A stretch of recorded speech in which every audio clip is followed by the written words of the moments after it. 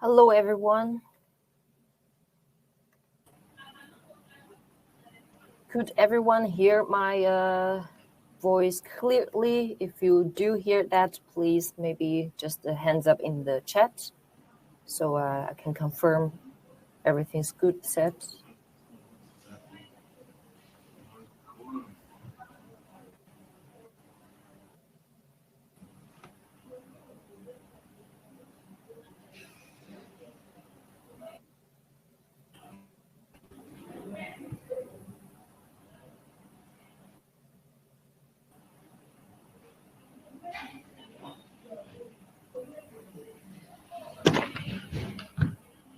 We are starting.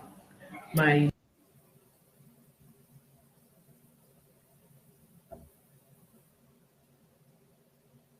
Shahryar, I assume you could hear me clearly. That's for sure important.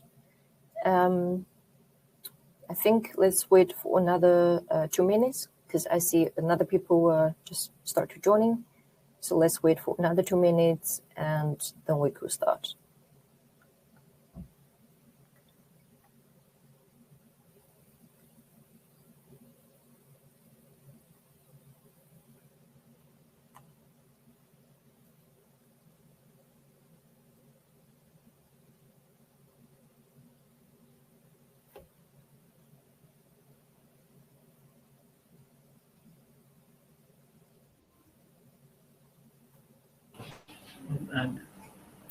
Yeah, while we're waiting, and I maybe just give a short introduction to myself and also for the series of webinars we are hosting here.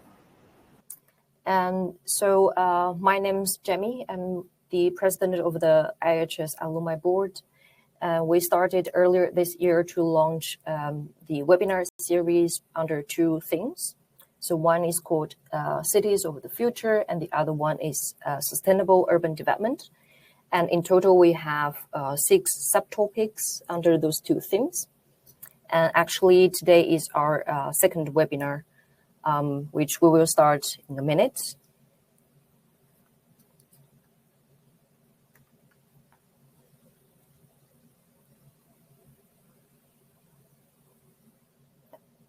I think we're ready to start.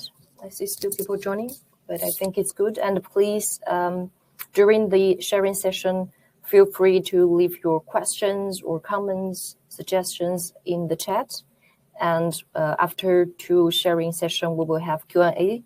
So please also join and we will answer your questions posted in the chat. So warm welcome to all of you. I see now we have some people already here to our second webinar of this year.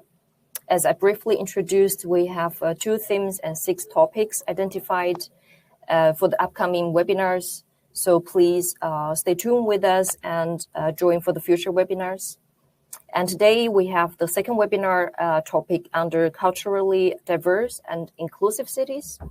And we found it's kind of a really important and crucial, unavoidable topic for urban development. So how could we actually imagine the inclusive cities within different contexts and how could we reach there?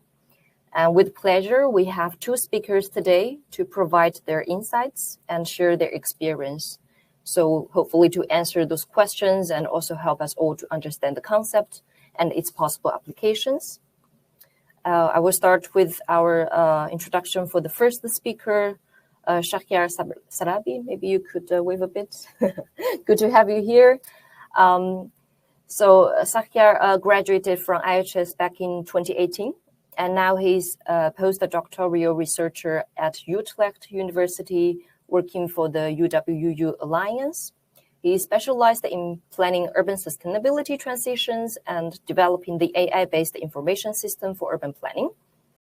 And next to the research, he has been concluded in the under the topic Inclusive Green Cities, which he will share today. He also researched various aspects of adopting nature-based solutions in the urban setting. And today he will share with us his research for the inclusive cities in the Netherlands context. And we have our second speaker, Juliet. Unfortunately, the internet setting is not perfect, but Juliet also graduated and studied in IHS some years ago. She's a registered urban planner and city management expert for the development and transformation of the communities in developing countries. And she has been the consultant working with the UN Habitat for some times for the affordable housing to drive economic recovery in African cities, particularly during the pandemic time. And she also worked with the UNDP and Luxembourg Cooperation for the informal settlements in Randu. So today she will, after the Shahryar shares the inclusive green cities, she will also share with us her insights of the inclusive cities and some of the examples of practice in developing countries. So thank you all for joining our session. And Shahryar, let's start the sharing session, and the floor is yours. Thank you so much for the introduction. Hello, everyone. I think that was a quite comprehensive introduction. I don't need to introduce myself again. So I will get right into it with sharing the slides and starting the discussion. Okay, do you see my slides, right? Yes, we see Yeah, it. okay, good. Thank you so much. As you said, well, let me do the introduction. I'm Shahryar Sarabi, postdoctoral researcher at Utrecht University right now. What I want to talk about today is actually this inclusive green cities project that I did as a member of Utrecht University with TU Eindhoven and Wageningen, particularly with Rianne Falkenberg from TU Eindhoven and Marianne Stauffer. And what we developed, or what we were working on, is the fact that in general, as an introduction to this whole discussion, is about the fact that how do we see inclusive green cities or planning and designing inclusive green cities from the angle of practitioners, from the perspective of practitioners. And I will get into it so you will see why is it a little bit important. So when we talk about inclusive, generally inclusive is we found this in this research, because this research was almost now it's a 2 years long research where we started. We're from a more of a, let's call it, theoretical angle, coming toward a more practical. When we were discussing, or when we were thinking about and reading about this theoretical angle of inclusivity, of course we face the different concepts, and the main concept is the concept of justice and equity.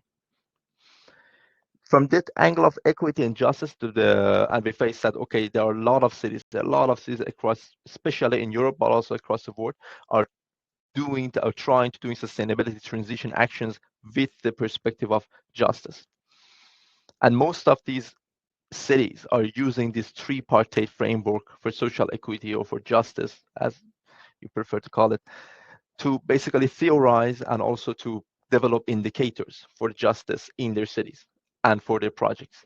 The tripartite framework that basically divides justice into three angles of distributional justice, which talks about the accessibility to resources, and also to basically benefits and dangers, environmental benefits and dangers.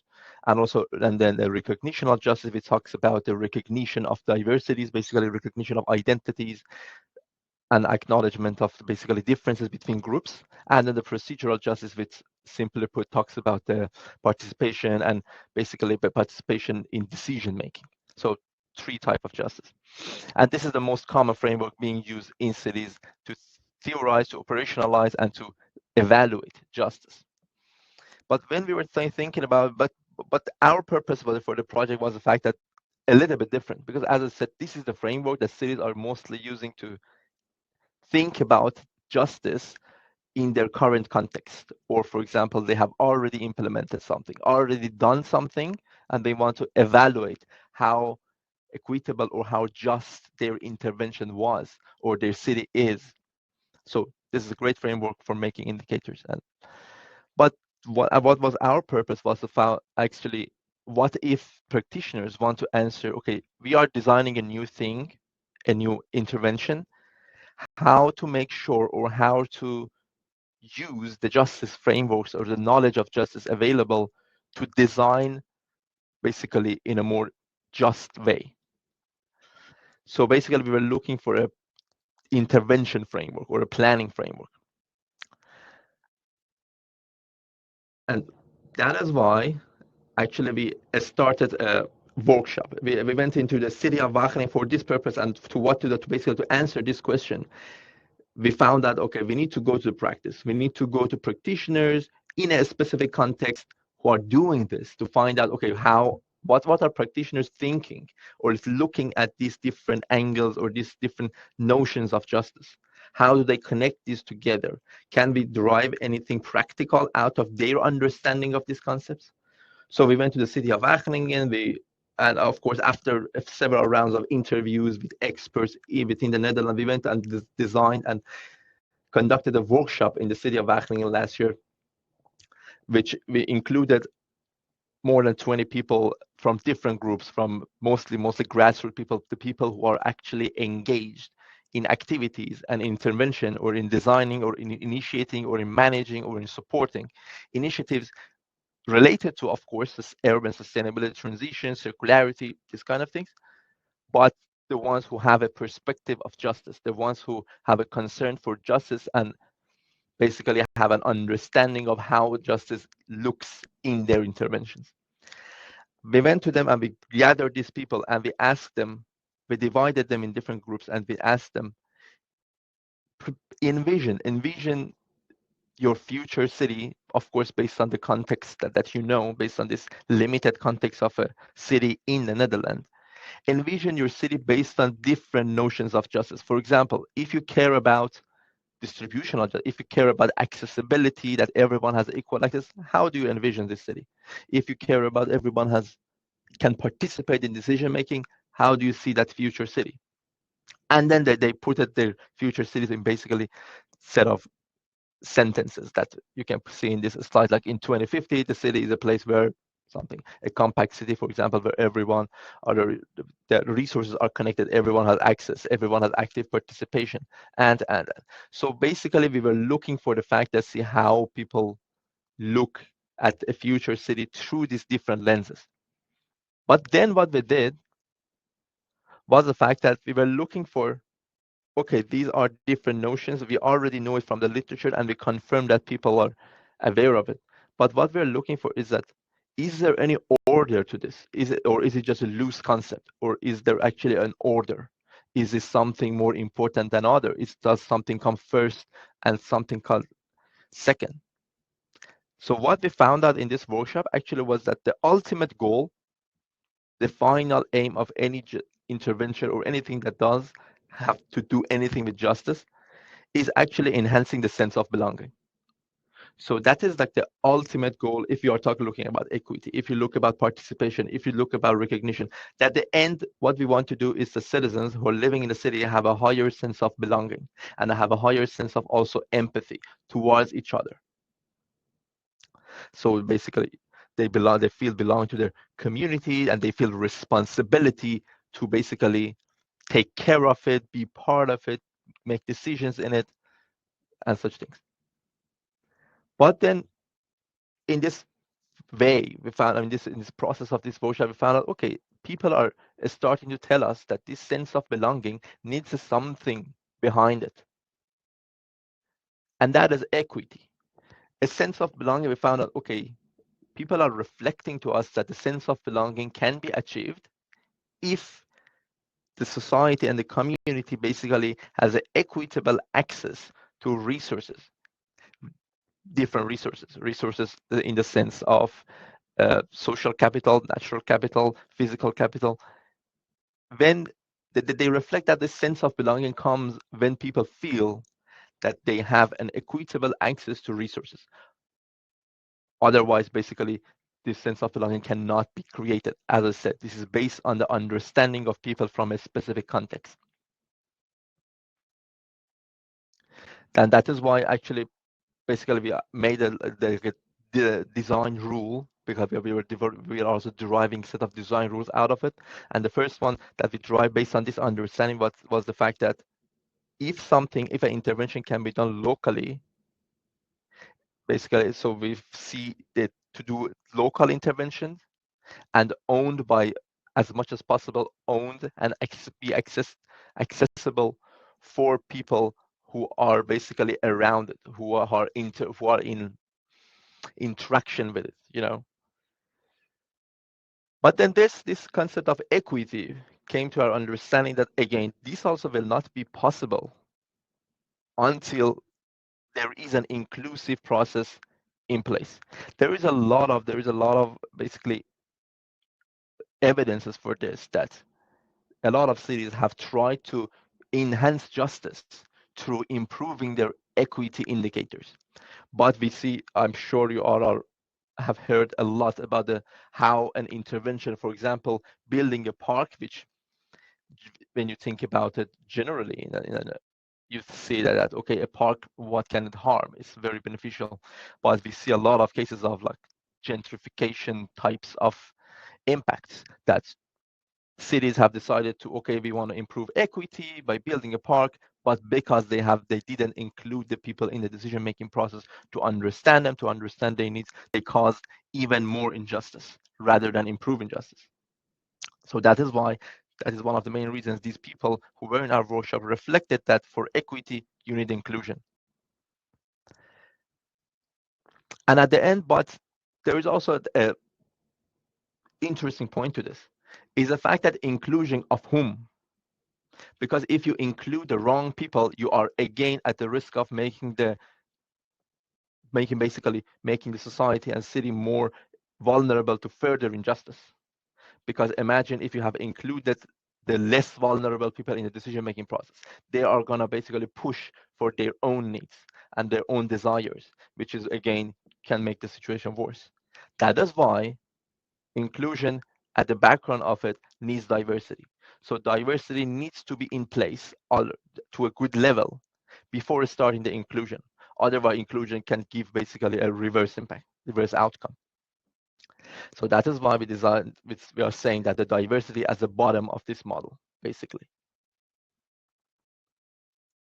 At the end, when you put all this together, we came up somehow, we call it the embedded justice framework or the nested model of the social equity that look at these different forms of justice plus sense of belonging from a rather systemic perspective. We say that okay, that the outer layer we have like a embedded or circular model. We talk about the fact that okay, the diversity is at the back, is the backbone of this model, is the background of the every angle of justice. We need diversity, and then we need the inclusion, which is happening in the diversity in a context where diversity is realized, and then only then when we have an inclusive process where has basically diverse inclusive process, it's only then that we can improve equity, which at the end can lead to a better sense of belonging. But of course there are feedback loops within this model, meaning that when you have improved equity, you have also better opportunity for inclusion. When you have better inclusion, you can better basically realize or understand this diversity. But it doesn't mean that, so what we are trying to basically show in this model is the fact that not that this is only a one-way street. Of course, this is a dynamic relationship between them. But when you go to the planning context, you have to prioritize. And we find that in this specific context, this is how people who are engaged in justice prioritize these different angles or these notions of justice. That is what I just explained. And then what we did actually also in this workshop, which we are going to publish it in a few months, is the fact that we then assigned basically what we call personas to these different dimensions of justice.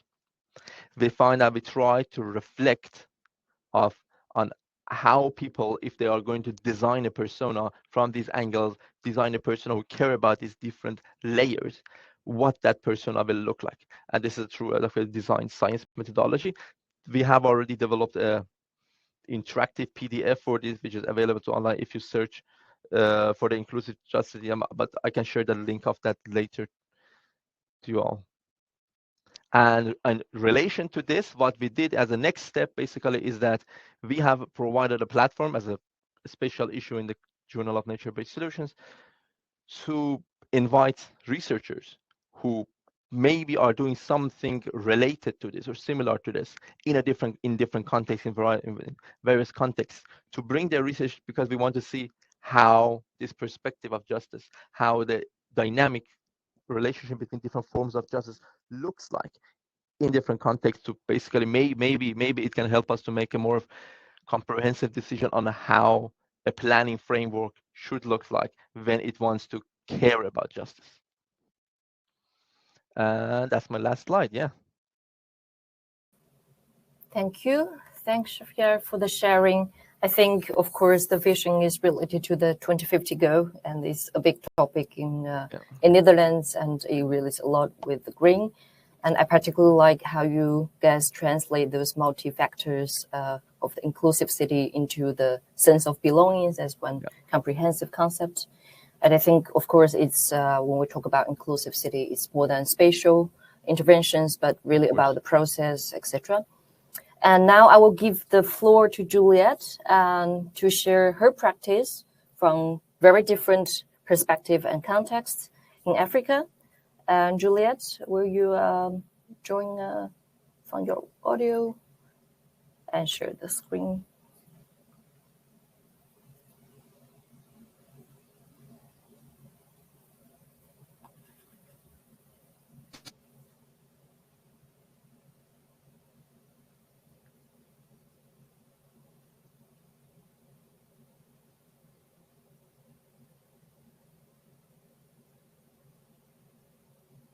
Let's see if we can try like this. So I have Juliet on the line.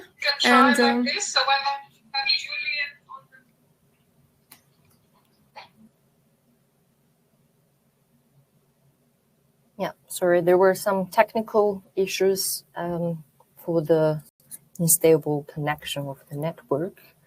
On Juliet's side, I think we make jokes that it's also part of important topic when we talk about inclusive cities. And since the connection is the key, and now even for today, we have the webinar, it becomes a challenge. So let's... we are going to try to connect now. So Juliet, can you say something? And let's see if we can hear you. Yes, I can. Can you all hear Juliet? Yes, nice. Everybody can hear you. I will share your screen. Yeah? I will share your slides on the screen. All right. And you can present, you just speak normally. We can all hear you. Okay, you can hear me now. Okay, thank you for organizing this webinar and the opportunity to talk about the research I did in the past. And the summary or the key point is using affordable housing for culturally diverse and inclusive cities, and also in building inclusive and vibrant future. That's the role of affordable housing. So in talking about this, we are going to look at various affordable housing projects in the global south, where affordable housing were used to achieve inclusive cities. And then looking at the case of affordable housing, where affordable housing is just to provide accommodation or residence for the poor, but I'm looking at affordable housing that was developed or were developed in order to achieve inclusivity, where the low income or the low or the middle income are living in the same area and the same neighborhood with the high income earners, and also people of color, people of gender, of various gender are living in the same place without discrimination. This is the kind of affordable housing I'm looking at this evening. So one can ask, what is the definition? What is inclusive city? You know, inclusive city is that city that provides equal right to economic status without minding the economic class of the individual or the household, without looking at gender or race, or without looking at ethnicity or religion. And that city that provide equal access to social, economic, and political opportunities for all living within the city. Also, with equal access to basic urban services, social engagement, cultural and political participation. This is an ideal inclusive city we are talking about this evening. Looking at the statement made by Sama Weber of the World Bank, she said, a city that is livable, sustainable, resilient, and competitive, or which is not inclusive, has something fundamentally wrong. So that's why affordable city is very important, because even if a city is sustainable, even if it's livable, and even if it's resilient, and even if it's competitive, and it's not inclusive, something is wrong with that city. Because when it's not inclusive, it means it may be different class or different categories of people that are living in that city, which we used to experience in the past. So cities are not only center of economic development, they are the confluence of healthy communal coexistence and prosperity for all. So in most cases, the urban planners, the government policy should target their policy and their planning to achieve that city that are centered on economic development, that not just a place for people to habit, but a center that provides healthy and communal coexistence with good public spaces. So, and while looking at this, I want to talk about what it means to be inclusive. That is talking about different categories of inclusion. We have social inclusion, which means bringing people together. We have economic inclusion, where we are talking about job creation and opportunity for employment. And we have political inclusion, which means a city that at least provide political opportunity to everyone, where everybody have equal right to vote and equal right to participate in political activities. Then another one is cultural inclusion. Cultural inclusion, basically, where there is no discrimination about black or white or color or ethnicity or anything, where culturally people can cohabit together without minding where they are from. Achieving inclusive city is a very complex one, because there are so many issues that are involved in achieving an inclusive city. It involves a multiple factor. When you talk about public space, you talk about issues like planning, you talk about issues like land use, segregation rights, migration, governance, and sustainability, inclusion, accessibility, mobility, housing, community, informal settlement. So all these issues have a link, and they have various ways they link to each other, and that link has specific distance of connection to each other. So in developing an inclusive city, the planner, the city planner must identify those links that are closer to achieve an inclusive city. To me, so I'm looking also at a multidimensional conceptual framework of inclusive city, where you have inclusive city at the center of a city and the center of planning. And in this aspect, you look at all the surrounding elements that make up an inclusive city. So with this, we can have a city that is inclusive of all people without discrimination. And many cities all over the world have started or have implemented some programs that promoted inclusivity. For example, a city like Porto Algeria in Brazil did something on participatory budgeting, and Medina, Colombia also did something on community mobilization. Also in South Africa, there was an integrated urban development framework, and also in Malawi, there was also community development, community-based rehabilitation. So when you look at all these activities, all these programs for each cities, you see that in one way or the other, it promotes development, and it promotes GNI coefficient, which means that, you see, the city is doing better when there is an inclusive program for cities.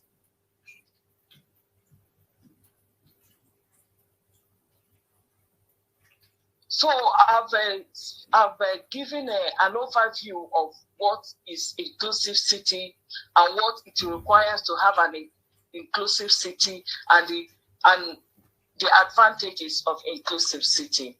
So the third issue I want to look at is the role of urban planners. Urban planners have a lot of role to play in achieving an inclusive city.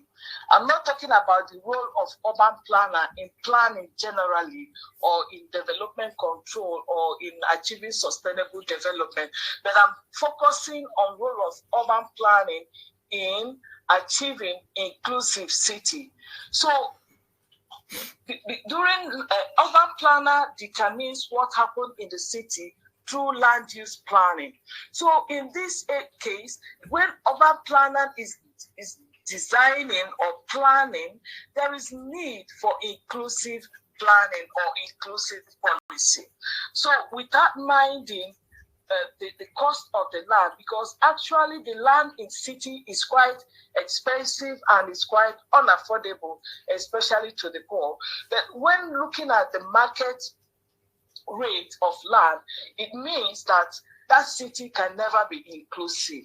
So to achieve inclusivity, the planner has a way to use land use to achieve inclusive planning and inclusive housing.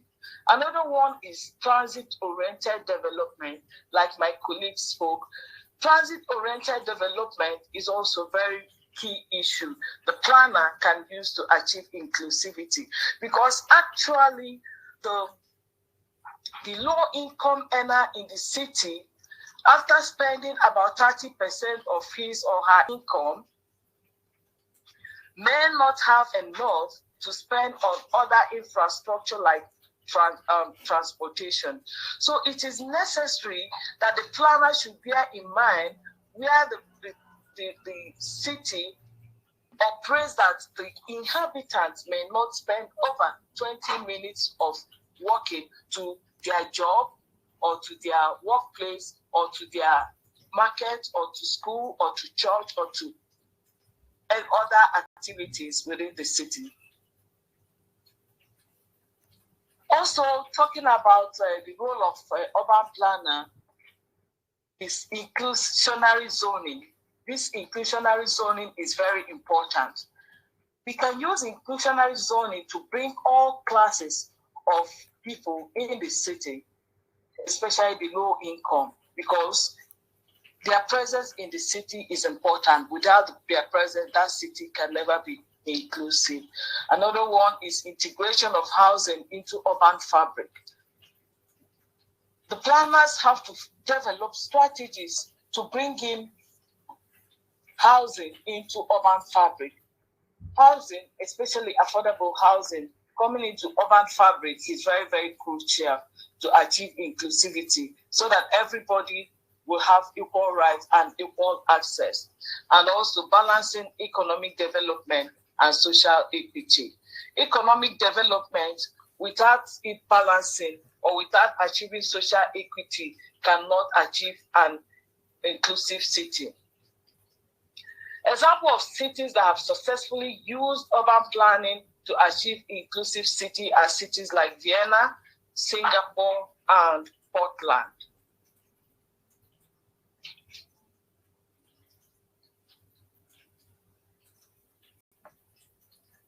now we are getting it closer. I want to talk about affordable housing now. Like I said in the beginning, affordable housing is very key to be part of the city. It is a catalyst because the low income need to access their place of employment, need to access good health, medical health, need to access schools and other things. So I see affordable housing as a catalyst because without the poor, the low income being part of the city, that city can never be inclusive and that city can never function as an inclusive city. And for an affordable housing, especially in the global south, to be located in the city is not always the best, especially for the city planner or for the developers, because in most cases, affordable housing cannot be the owners or the people that affordable housing are planned for cannot afford to pay for the full land or the actual land market price of those land. So in most cases, there must be an intervention. There must be a special need for government intervention in order to bring affordable housing into the city, because it is very crucial. And for the household to pay for affordable housing or for the housing to be affordable, the household must not pay more than 30% of its income on housing. So in that case, it is not easy for the household to pay the actual price of housing in the city. So if the government policy or the city planner did not plan for housing inclusivity or inclusiveness, or using inclusive policy to bring the low income in the city, it may be difficult to have affordable housing in the city. So in this situation, the private developers who play much role in housing development in most global south, especially in Africa, they don't like investing in affordable housing because of poor profit return. And with that, having affordable housing in the city may be a mirage or may be a dream. That's why the role of the government is very important, to use policy to achieve affordable housing in the city through inclusive housing and inclusive policy that will bring the poor or the low income in the city for us to achieve inclusivity. Affordable housing, the center of inclusion, social inclusion, are the key pillar of urban growth and development. Bearing in mind the 3 building blocks identified by the World Bank, we have social inclusion, that is providing affordable housing, water, and sanitation. Social inclusion, which is equal right and participation, and economic inclusion, which is job opportunities and offering citizens opportunity for economic development. So having affordable housing at the center in our city development or planning for inclusion will give birth to political inclusion, social inclusion, economic inclusion, and cultural inclusion.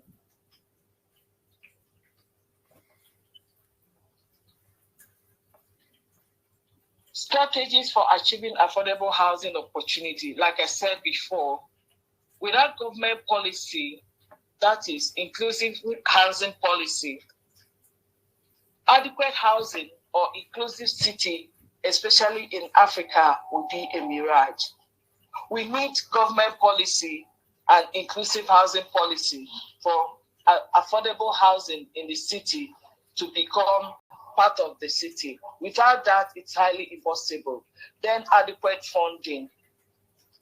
Unfortunately, housing of funding in the third world or in the developing country is still very informal. So in most cases, these low-income people that we are planning for, their access of funding is very informal.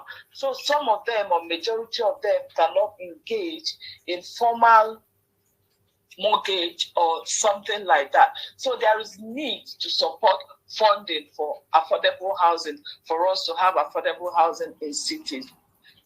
Also, urban planners should use regulation, especially inclusive zoning regulation. When there is inclusive zoning regulation and land use planning, there will be provision for affordable housing. There will be provision, despite the fact that the land in the city may be expensive, but purposeful planning or allocating land to affordable housing is very important for inclusive city. Also, there should be government and community collaboration. In this sense, government can go all the way to make provision and to work with the community to provide land for development. I'm not talking about land at the periphery or land at the outskirts or land that have lost value, but I'm talking about land that still have equal value with other land that are used in developing other houses.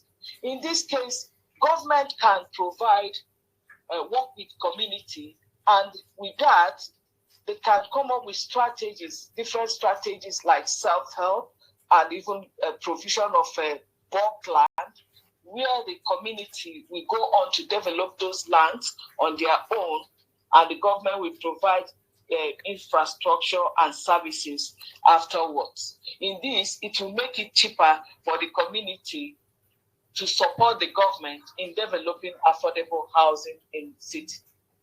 Also, we need to leverage on technology. An innovative construction like vertical development will also help to minimize the cost of land, which is very highly priced in the city. So with this, we can have affordable housing at the center of the city, because with vertical development, the value of the land or the land will be maximally utilized. Then the next one is political will. If the government really wants to have affordable housing in the city, definitely the government will work towards it, because the government has to develop programs and initiatives that are targeted to achieve that development of affordable housing in cities.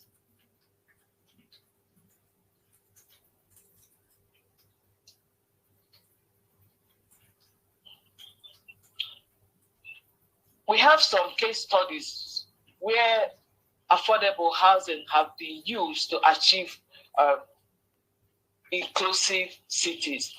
I'm not giving an example of affordable housing development generally, but example where they were relevant in achieving inclusive city. I'm looking at Colombia. Colombia used to be a high crime rate and social inequality. It has also undergone a lot of transformation by promoting cultural diversity and social inclusion through innovative housing policy. Also, we know India is another city, that Mumbai in India is another city that is highly populated. But today, one of the most populous and culturally diverse cities in India, that is Mumbai, with a wide range of cultural communities and socio-economic backgrounds. The housing policy led to improved living conditions for slum dwellers, including access to better housing, sanitation, and basic amenities. Also, another place in Africa is Cape Town, which is one of the Africa's most diverse cities with history of apartheid era. And we know how it was during the apartheid, a lot of segregation among black and white. And today, South Africa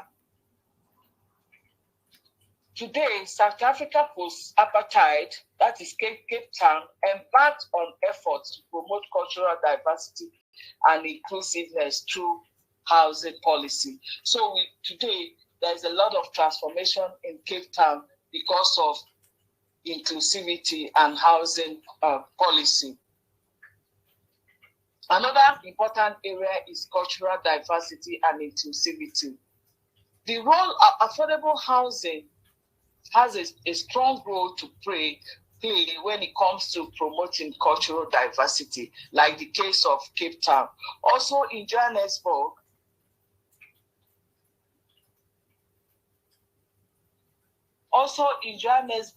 in South Africa, which is one of the most diverse cities in the world, with a significant history of racial segregation during apartheid. Post-apartheid, the city has been transformed by promoting cultural diversity and inclusivity through various housing initiatives. So this shows the importance of inclusivity and housing initiative. You know, why I'm bringing the issue of South Africa is these are very critical areas and very critical issues. So if inclusive housing and inclusive policy can transform places like Johannesburg, Cape Town, then it's very workable in using it to build an inclusive city. Also in Kigali, which is the capital of Rwanda, is also busy with its post-genocide transformation. Efforts are directed to promoting cultural diversity and inclusivity. City has made progress in affordable housing development to accommodate the growing population. So I use example of a very critical situation to prove that having housing policy and inclusive policy, that we can achieve inclusive cities. So the challenges and mitigation. To have affordable housing is not easy, especially in the global south. There are so many challenges working against achieving affordable housing. So, for instance, addressing public perception, funding, and regulatory hurdles. These are issues that are working against affordable housing. So I'm going to look at the affordable housing value chain and how we can use affordable housing value chain to address the issue of affordable or the challenges of investing or developing affordable housing, especially in Africa. Because why I'm talking about Africa is that the situation in Africa or most of the countries in the global south is quite different from the situation in developed world. So, and I don't want to generalize that. So looking at affordable housing value chain, we are looking at the housing supply side and housing demand side. In the supply side, we are looking at how housing supply can result in efficient production of affordable housing at scale, that's in large. And also in the demand side, we are looking at the efficient delivery of affordable housing finance products or mortgage. Like I said in the beginning, the finance of low-income earners or the source of finance for the low-income earners in the global south, especially in sub-Saharan Africa, is very informal. So that's why having affordable housing financing is is a big challenge. So in our housing demand, we have issues like formal savings, dominant informality, mortgage loans, eligibility, application process, subsidy funding, and enforcement. These are the issues that are working against the housing demand. In the area of housing supply, we look at land tenure and administration. Like I mentioned in the beginning, land tenure and administration has a big role to play for us to have access to affordable housing. Another one is planning standard and regulation, construction sector, building materials, infrastructure supply, the offtake, management, and finance.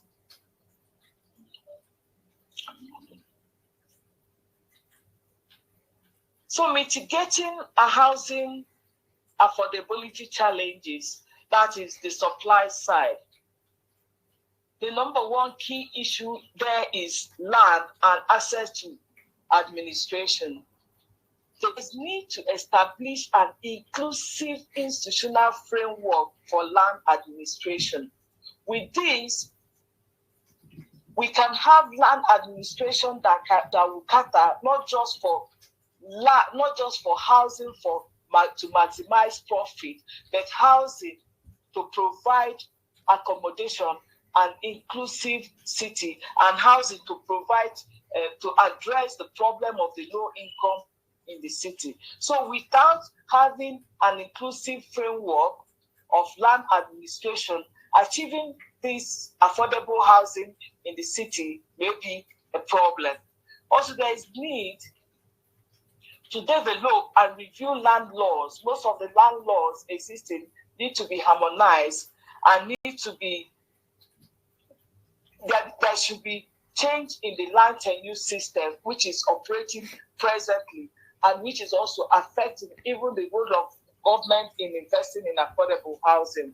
Also, there's need to develop digital database for the recording of all lands for easy access. Also, digitalize the process of access to land is very, very important. Physical planning and standard is another crucial area that is necessary to address the challenges of affordable housing. There is need to prepare an update land use plan in most cities. There is need to deploy congent and flexible planning building standards. There is also need to regularly sensitize citizens on the imperative of standards and regulation, support the implementation of incremental development, housing, and infrastructure. This is very important, like I mentioned in the beginning, because most low income may not afford ready-made or complete building, but with this policy, they can be part of the city. Another one is cost of material. Most materials or building materials developed in Africa are imported materials. So we should need to advocate and develop the use of local materials in building affordable housing. In this aspect, we need to promote the development of quality local building materials, invest in research and technology for building materials. Also, we need to promote sourcing of local raw materials for building, and also consider for low-income class in process of building material. Another one is international commitment. There are so many international support, human rights, talking about equal access and equal rights for housing for everyone, but unfortunately, we are yet to achieve that right. So there's need to fulfill financial obligation, support and provide enabling environment, provide actionable policy framework that will support the development of affordable housing.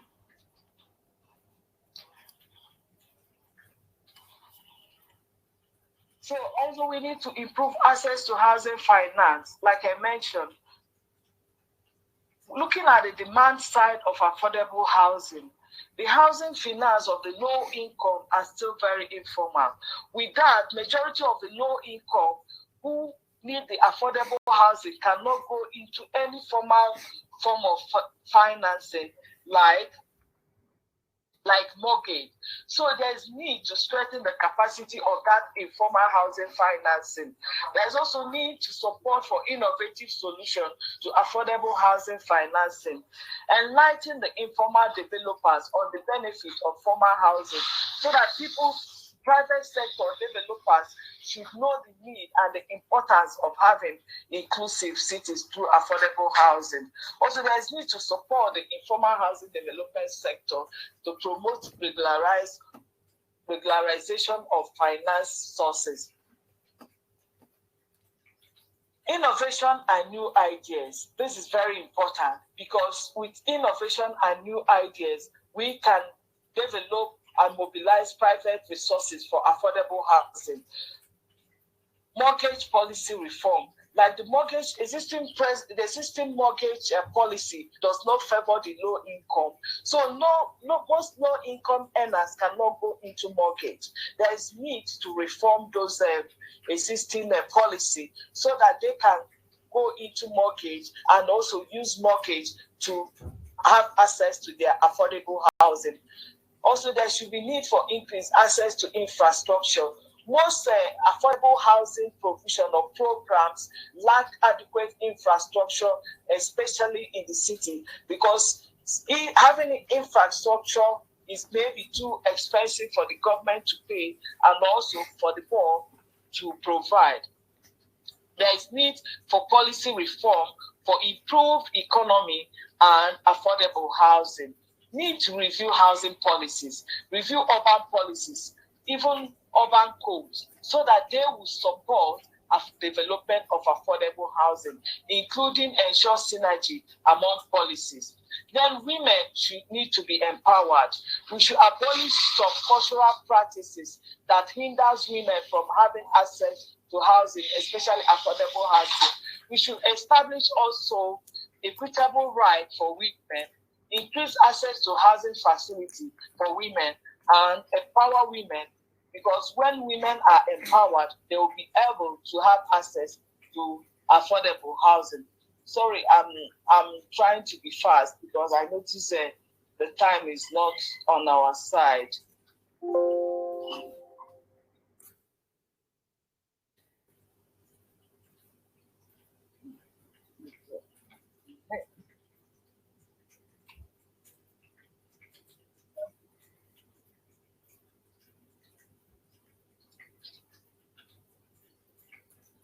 So call for action. After looking at the affordable housing value chain, we need to go and see how those things need to be implemented. In summary, I came up with a schedule of activities that needs to be implemented for us to have affordable housing in place in our cities. And some of these programs are short-term, and some are long-term, and some are medium-term. But if we adhere to them, definitely we will get a result. Because without identifying what to do, the action to take, and when to take it, and how long it will take, then we may not get it right. 12 is proposed framework for affordable housing development. So, looking at this, my framework, the initial proposal is analysis of housing affordability. We need to analyze housing affordability, and when we're able to analyze the affordability, we will know whether what we term affordable is actually affordable. We will know whether the income of the low income can afford those houses we tend to be affordable, and know the level of affordability and how affordable those houses are. And looking at this, we need to check cost of building. We need also financial capacity. We need also check cost of housing materials and rest of them. And under this, I try to group the supply side and the demand side. And also, when we come to that, we go down and see housing policy, urban policy, and allied policies. So the crucial, important areas that need to be adopted for us to have access or to develop affordable housing in cities is to have a housing policy, that an urban policy that are inclusive in nature, that will bring in affordable housing in the cities without minding the market rate of land or building in the cities. So when we have this in mind, we can have have a success story on affordable housing. Thank you very much. Thank you as well. Thank you, Juliet. Yeah, I think it's really great that you provide us this comprehensive overview and good interpretation of the concept. I think in all the contexts we know affordable housing is essential but complicated. And particularly in this case, you shared that we apply affordable housing as instrument for the inclusive city, it becomes more challenging. So thank you again for sharing a very holistic view on that. Of course, we're kind of like behind the time, but I still, out of my many curiosity and questions, I would like to, on behalf of the audience, to ask you to oversimplify maybe one factor or one word for the biggest challenges have you encountered while implementing the inclusive city concept? I think, of course, both of you are talking very different contexts, even though under the same topic, one with green, one with affordable housing. But how do you see, if we just say one big word, what's the largest obstacles we have experienced? Yes, maybe Shahryar, you are ready to answer the question first.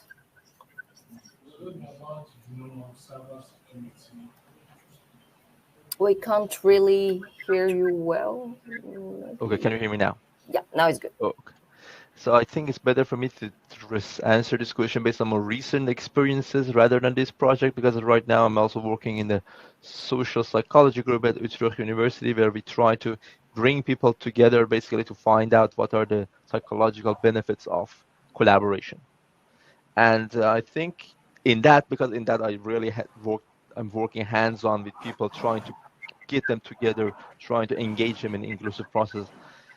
And I would say, if I say, as I said, like one word is basically maybe one important word is that the process of how to make trust between people. That is proven to me to be quite challenging. Yeah. And okay, well, I think that is one path of research we need to be followed to how to enhance trust within communities that are not used to necessarily inclusive being included or being interested even to be included in a decision-making processes. How to enhance trust between the people themselves, between people and government and officials. Basically, because trust is like one of the main drivers of people of inclusive planning and inclusive design, as we have seen it. Yeah, absolutely. Particularly for a new community that has no background before and with multi-stakeholders, I can imagine it's super difficult to even have everyone staying in the same table. Yeah, exactly. Juliet, do you want to share any, if I may oversimplify into one word, for the biggest challenges or obstacles you experienced in practicing the inclusive city from your context? Which word do you want to choose?